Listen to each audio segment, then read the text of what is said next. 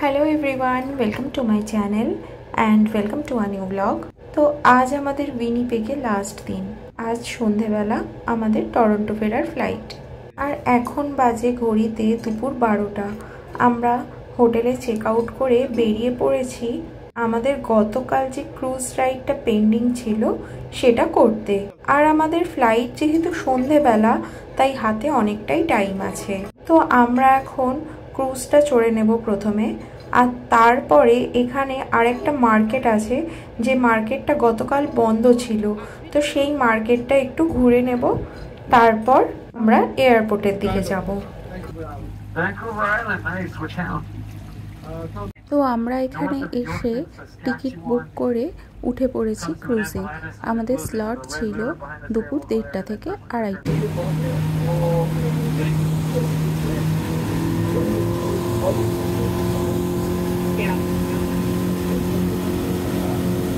That's 200 million years before the first dinosaur age.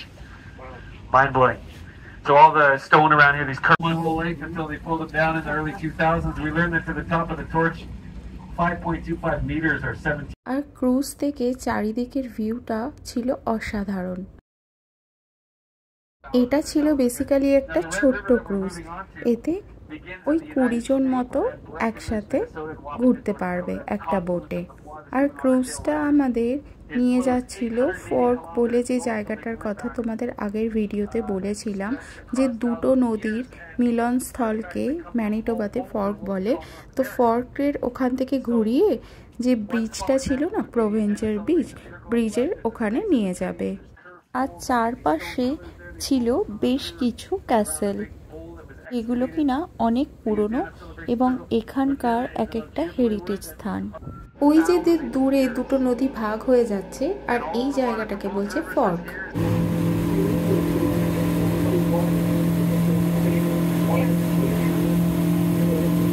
আর ওই যে দূরে দেখতে পাচ্ছ প্রভেঞ্জার ব্রিজটা, আর পাশে যে দেখতে পাচ্ছ আরেকটা মাথা বেরিয়ে আছে, ওইটা কিন্তু সেই মিউজিয়াম অফ হিউম্যান রাইটস, যার পাশে কিনা গান্ধীজির মূর্তি ছিল। তো তোমরা আগের ভিডিওতেই দেখে নিয়েছো অলরেডি। যারা তোমরা আমার উইনিপেগ ট্রিপের আগের ভিডিওগুলো দেখোনি, তাদের আমি রিকোয়েস্ট করব আগের ভিডিওগুলো অবশ্যই একবার চেক আউট করে নিতে, যদি তোমাদের ভালো লাগে।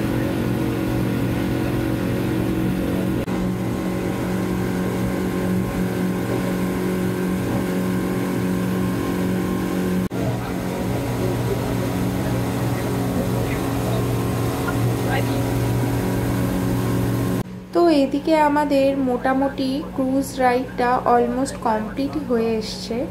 আমাদের এবার ফিরিয়ে নিয়ে যাওয়া হচ্ছে সেই যে ডকটা যেখান থেকে আমরা উঠেছিলাম ওখানে। আর যাওয়ার পথে কিন্তু দেখে নিলাম আরো আরেকটা ক্যাসেল। এগুলো সবই উইনিপেগের এক একটা হেরিটেজ প্লেস।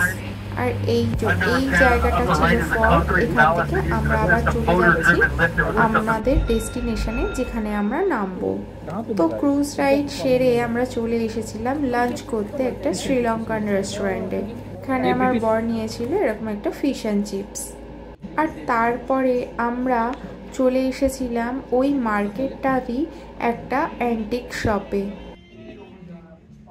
এখানে আছে প্রচুর ভিন্টেজ কালেকশন এবং সেগুলো বহু পুরনো। তো তোমাদের সব আস্তে আস্তে আমি দেখাচ্ছি এখানে কি কি আছে। এই শপটা এত সুন্দর, এত কালেকশন এখানে, আর প্রচুর জিনিস এবং নানান রকম জিনিস আছে। তো চলো তোমরাও আমার সাথে এই শপটা একটু ঘুরে দেখে নাও।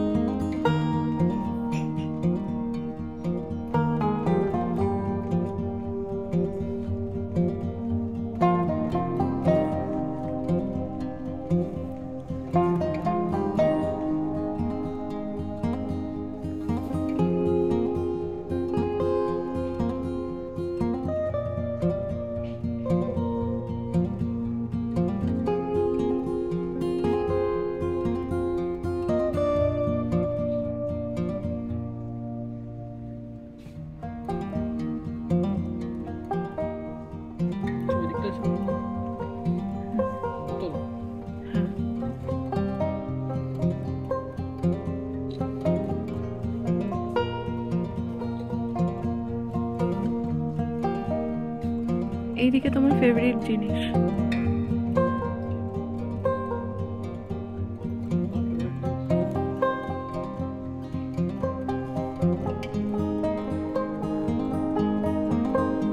সব তোমার ফেভারিট জিনিস এখানে এই গাড়ি ছুরি গাড়ি এসব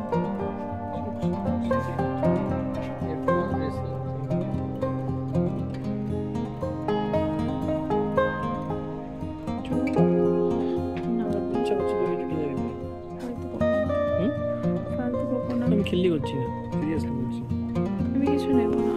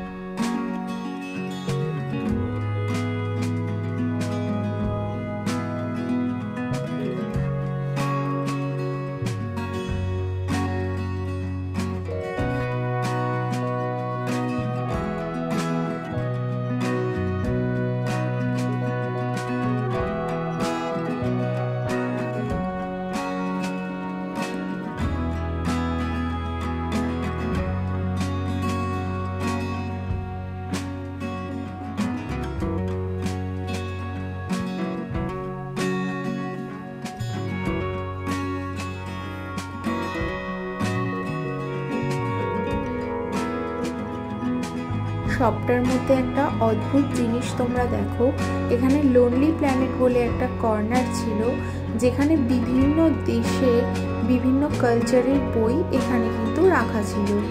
আর এখানে কিন্তু ছিল আমাদের ইন্ডিয়ারও একটা বই, এই দেখো। তারপর আমরা ওখান থেকে বেরিয়ে এখন যাচ্ছি এয়ারপোর্টের উদ্দেশ্যে। মধ্যিখানে ছিল একটা ফেমাস চকলেট শপ, তো আমরা সবাই সেই চকলেট শপটাতে একবার ভিজিট করেছিলাম, যদি কিছু পছন্দ হয় তো নিয়ে নেওয়ার জন্য। যদিও আমি চকলেট সেরকম খাই না, কিন্তু আমার হাজব্যান্ড চকলেট খেতে খুব ভালোবাসে। আর এখানে তোমরা দেখতে পাবে কি সুন্দর নানান ধরনের সব হ্যান্ডমেড চকলেট এখানে পাওয়া যায়। এটা কিন্তু ম্যানিটোবার একটা ফেমাস চকলেট শপ। চলো এবার চকলেট শপটাও আমার সাথে ঘুরে দেখে নাও, আর দেখবে এখানে কত কালেকশন বিভিন্ন রকমের।